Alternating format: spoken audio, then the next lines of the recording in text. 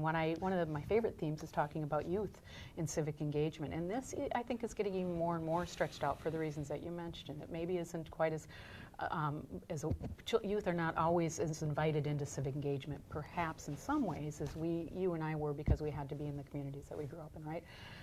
And particularly athletes, there can be this sort of stereotype, really negative stereotype about dumb athlete or stupid jocks. We were jocks, and neither you nor I are stupid, and it really grates on me. So this is a contingent of engaged, often very disciplined young people that it feels like could be more engaged. I mean, do you see that, or do you see examples of and I'm not saying that there's many. Well, I think there are, there are lots of cautions against any kind of stereotype or any kind of, but look, for an example, I was one day invited to come speak to a high school civics social studies class in Burnsville High School. And I came down, and the address took me to a different place, and it was an all 12th grade high school, all seniors. Never had experience, never had heard of that concept. But when I was with those seniors, I realized they were focused on the future, and they're coming into the world in a way that 9th and 10th and even 11th graders are not. And there was something very empowering for me to be with young people who were facing really the future, like right on them. Decisions about going into our nation's military service, or we're going into the family business, or going to school or not going to school, or pursuing the job or passion of their lives. There was something really dramatic about that I loved, and I realized it had to do with that sort of clarity. Much of life you have so many things pulling you apart, but all of a sudden there's that kind of famous quote about something about hanging, concentrating the mind. I think our founding fathers might have had something to think.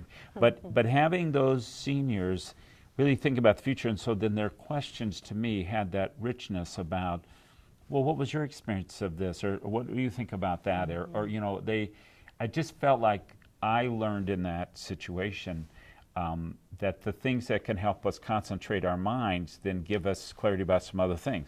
So, for example, a young person who's devoted themselves to learning the cello, or learning a kind of musical instrument, or learning a skill or a sport or an activity, a young person who said, I want to become a very good debater, and they've built on that particular talent or that hope that they have. And so there is the aspect of seeing how what we describe very generously as civic engagement, sort of being involved in life, being, getting up in the morning and being excited. There are elements of that being excited about life that come in those other parts of our life, and so they are linked together. So, we often in our Office of Secretary of State are doing voter registration drives and get out the vote drives, and particularly addressing young people.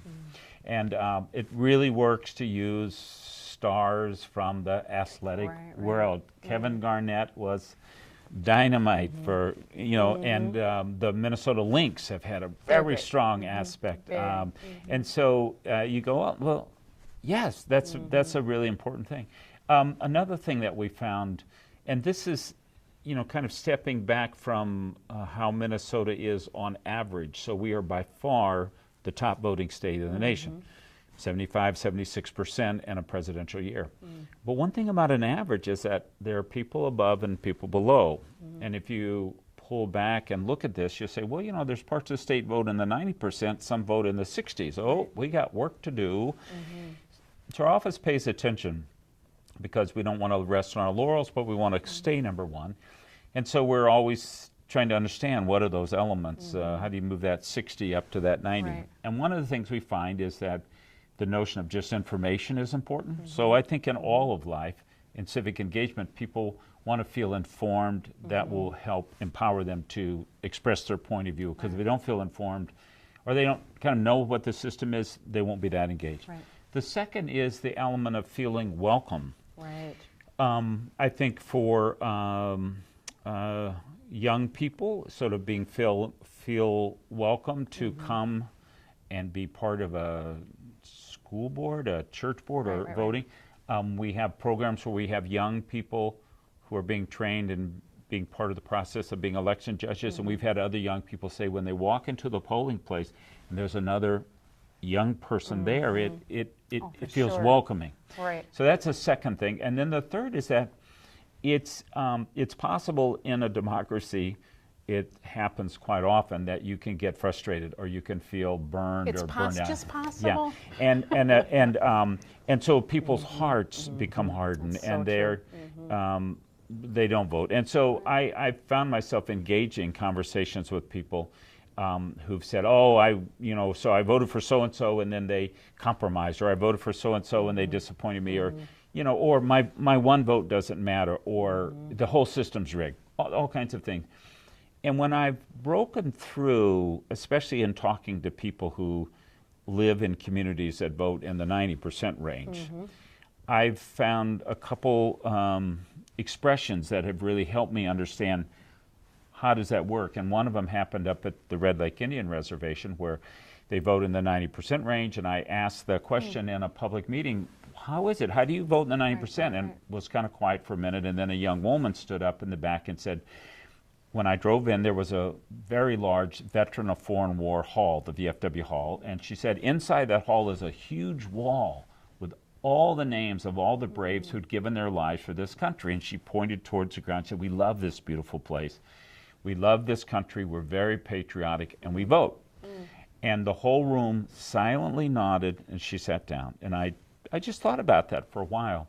And then not very long afterwards, I'm in Hermantown, which is near Duluth. It's in a whole region of the state that votes in the 90% range, just like Red Lake.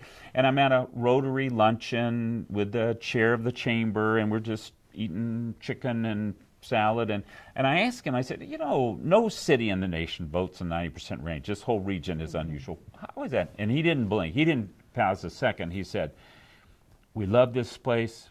We don't just say we love this place, we take care of this place because we love it, and voting is part of taking care of this place."